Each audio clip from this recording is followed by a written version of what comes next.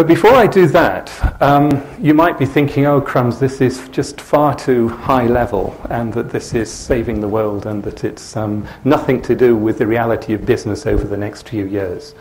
But let me tell you, for those of you who haven't already come across it, and I'm sure most of you have, that there are real market realities for business as it does business right now, which is being driven by this agenda.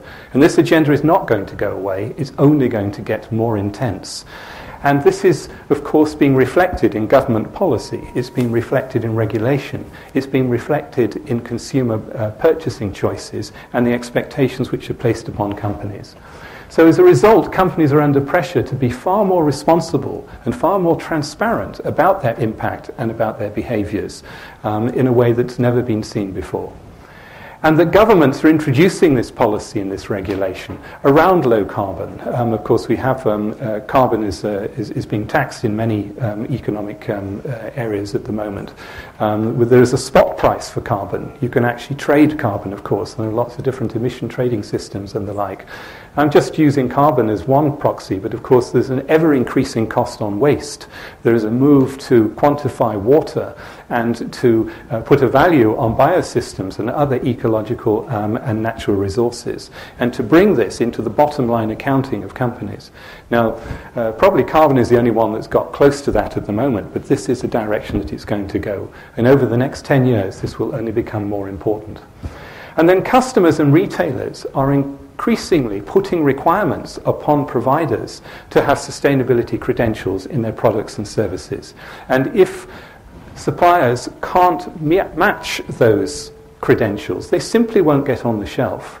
And I think this trend is very much more alive the further west you go in Europe. I truly don't know what the situation is here. But I do know that in the UK, that if companies who want to trade with our big supermarkets can't demonstrate their sustainability credentials in terms of their carbon miles, their food miles, the ethical supply chain, that they really are managing these things, they simply won't get on the shelf. It is as simple as that. So for those companies who are looking more internationally to develop their products and services, then this is going to be a critical part of your ability to trade in these things.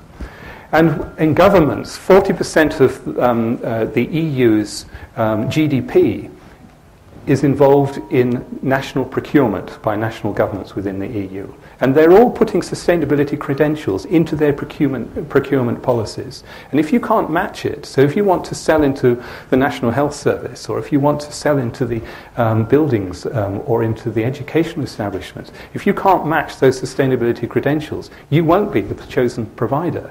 So there is a real simple market reality here that says if you can't do these things, then increasingly you won't have access to the markets that you would otherwise hope for.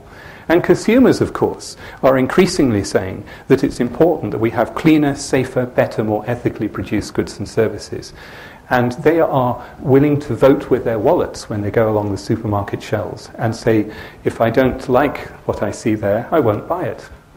And we've all seen the boycotts around some of the higher profile issues around sweatshop labour or environmental problems. And if people don't like what they see in a brand because of what it represents, then they simply won't choose it.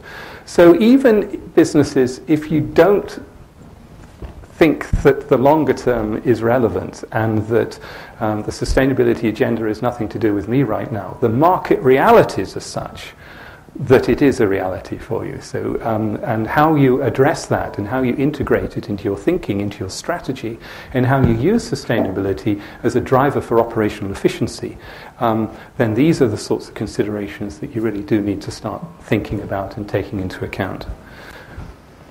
And now, the good news is that if you do these things, then there is a really good positive business payback as well. So, and I know this from my own experience within Shell, that one of the key attractors for new graduates and for employees is whether a company's values, its moral compass, if you like, aligns with their own personal values and expectations. And if it does, then they're more likely to want to work for that company. So attracting and retaining top talent is a key business reason for adopting this agenda. And of course, people are more likely to want to continue to work with companies if they believe that they're being treated well and that the behaviour of the company is in line with their expectations.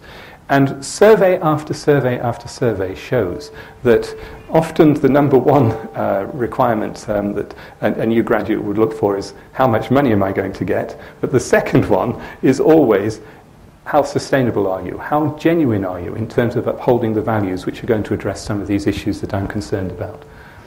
And then the next one, all businesses want to reduce costs.